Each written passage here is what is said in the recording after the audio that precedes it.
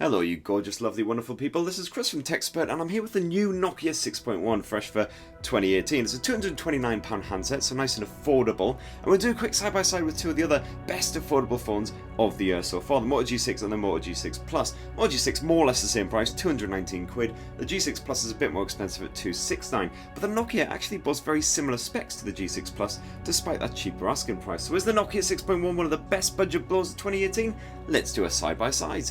Now, first of all, I've actually arranged them in terms of screen size, which just conveniently worked out that way anyway. It was 5.5 inch phone here in the Nokia 6.1. The Moto G6 is slightly bigger at 5.7 inches, and then the big daddy of the bunch is the Moto G6 Plus at 5.9 inches. That said, the Nokia 6.1 and the Moto G6 are more or less the same dimensions. That's mostly because of the slightly thicker bezels, especially above the screen here on the Nokia 6.1. It's also got quite a fat, girthy design to it because it's actually got a 16:9 aspect ratio screen compared with the elongated 18:9s on the Moto G6 and the Moto G6 Plus. So it certainly feels quite fat in the hand. The Nokia 6.1 design is very different in lots of other areas as well. For a start, it's very distinct Nokia design. It's got these nice flat edges, certainly stands out quite nicely. Not quite as comfortable to clutch as the Moto G6 and the G6 Plus, partly because of that elongated finish and partly because of the nice curved corners and edging as well here on the G6 and the G6 Plus. Flip around the Nokia 6.1 and here on the back as well you'll see that it rocks quite a matte aluminium finish as well. It's a Series 6000 aluminium frame with this nice bit of coloured edging as well, so you've got some banding around the actual optics there, the inside of the fingerprint sensor and around the trim of the phone as well, just helping it to stand out, look really nice. And it's suitably rugged as well. That aluminium frame resists scratches and scuffs with ease. In comparison, the Moto G6 and the G6 Plus sports a nice glossy, shiny glass finish instead. It's Corning Gorilla Glass, thankfully, so it's still pretty rugged. So we've been rocking these for a good few weeks now, and they haven't shown, again, any signs of damage or anything, so that's definitely reassuring. And of course you get a fingerprint sensor in all three cases as well. It's mounted around on the back here of the Nokia 6.1 and it's reasonably responsive. Just give it a tap and within a second you're into your desktops basically.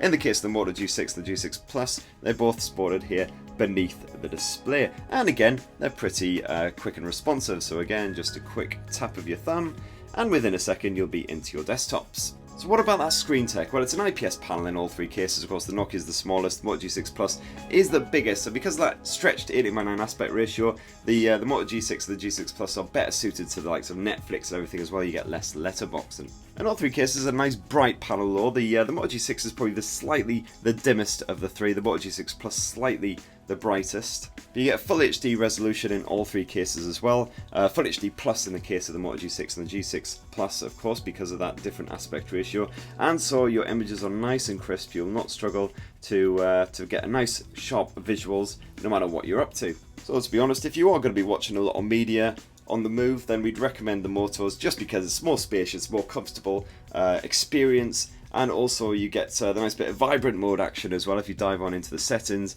and go to the display, you can stick that on. It's actually on by default in fact, and that just gives the colours a nice little boost as well. Now all three of these blowers rock a bit of Android Oreo, and it's nice raw naked vanilla form as well. The Nokia 6.1 is actually an Android One handset, so there's been no tampering whatsoever there by Nokia. In the case of the Motos as well, it's raw Android, but you do get the Moto Assistant added on there as well, which just helps out with some of the everyday running.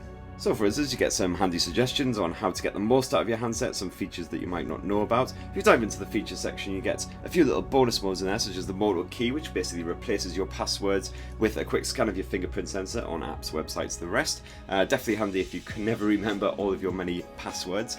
And the Moto Actions is pretty handy too. For instance, you've got the swipe to shrink screen option. And what this does is basically it's a bit of one-handed help. So you just got to swipe down towards the corner of the screen. It takes a bit of getting used to, but you get there in the end. And you can use all of your apps in this mode and everything as well. So it's nice and easy. Unfortunately, you don't get that on the Nokia G6.1. So you are basically stuck struggling to use it one-handed. That said, all three of these phones rock the likes of the night display for a more comfortable, easy on the eye experience when you're in dim light. In terms of what's actually running the show, it's a Snapdragon 630 chipset here on the Nokia 6.1 and the Moto G6 Plus, backed by, in this case, 3 gigs of RAM. In this case, you can get it with either 4 or 6 gigs of RAM. We run a nice bit of Antutu on all 3 of these handsets, and unsurprisingly, the Nokia 6.1 and the Moto G6 Plus did basically score the same every time we ran it. The Moto G6 unfortunately rocks the slightly more slimmed back Snapdragon 450 chipset, again backed by 3 gigs of RAM, so it's not quite as capable. Over the course of a long-term contract, for instance, 2-year contract, you'll probably notice a good bit of slowdown there, but for now it's perfectly fine. It does the job. You'll see the odd stutter as you try to load an app, for instance. Sometimes it takes a little while to sort of kick through, but we've played the likes of PUBG on this with a perfectly fine frame rate, and in all 3 cases PUBG will recommend running on the lowest detail level. So what about the storage? Well, you get 32 gigs of storage here on the Nokia and the Moto G6, whereas the G6 Plus boosts that to 64 gigs of storage, twice the amount. Although that said, you get micro SD support on all 3 of these handsets as well. The Nokia 6.1 is actually better. It's got 256 gigs of micro SD storage maximum, whereas these two top off at 128 gigs. And when it comes to the battery tech, they're all pretty evenly matched as well. It's a 3000 mAh cell on the Nokia 6.1 and the standard Moto G6, whereas the G6 Plus again boosts that up to a 3200 mAh. And in the case of the Motorola phones, you get a nice bit of turbocharge as well, whereas the Nokia 6.1 also supports fast charge. So in all 3 cases, you can power up to about 50% within half an hour. Quite handy if you've forgotten to charge your phone overnight. And of course, as you can see, you get the usual battery saver modes and everything as well, which it looks like we're going to have to get on the go on the G6 Plus here, as it's almost bloody dead. In terms of the day-to-day battery life, we found that the Nokia 6.1 provides about a day of life between charges. We get more or less the same for the Moto G6 Plus, so that's with some pretty heavy handling, and that's with a fair bit of intensive use. The Moto G6 is definitely the star of the bunch, despite the fact it has a slightly smaller battery than the G6 Plus. We tend to get at least a day and a half out of this bad boy here, and that's thanks to the really energy efficient Snapdragon 450 processor as well. Just helps to retain the juice a little bit longer. So what about that camera tech? Well, the Nokia 6.1 is again the odd one out, as it has just a single rear-mounted camera. It's a 16 megapixel Zeiss branded lens, as you can see there. It doesn't really mean an awful lot, to be perfectly honest with you. It's an f2.0 aperture lens as well, which means it's not quite as well suited to low light as the Moto lenses. So here on the Moto G6 and the G6 Plus, you get a 12 megapixel primary lens backed by a 5 megapixel secondary lens. That secondary lens means that you can shoot portrait shots, which is quite handy if you want to shoot just nice bokeh background style effect, just to help your subject to really stand out. In the case of the Moto G6, it's an f1.8, primary lens is an f1.7 here on the Moto G6 Plus. They're definitely better suited to those low light snaps. The G6 Plus, you'll really notice a difference. In the case of the G6 Plus, it also boasts dual autofocus as well, whereas it's just a nice bit of PDAF here on the Nokia and the standard Moto G6 as well. So that means faster focusing again, especially in low light on the Moto G6 Plus. If we dive on into the camera apps, you'll see it's a reasonably similar experience in all 3 cases. You're in your standard auto mode when you start up, apart from the case of the Nokia, which decided to start in video this one time. Thanks a lot. You also get manual controls if you want them, which just allows you to toggle the likes of the ISO levels, the white balance, that kind of stuff. You can play around with those settings. You also get that on the Nokia right here. Just quick drag up of that shutter button and you're straight into all of that gumph.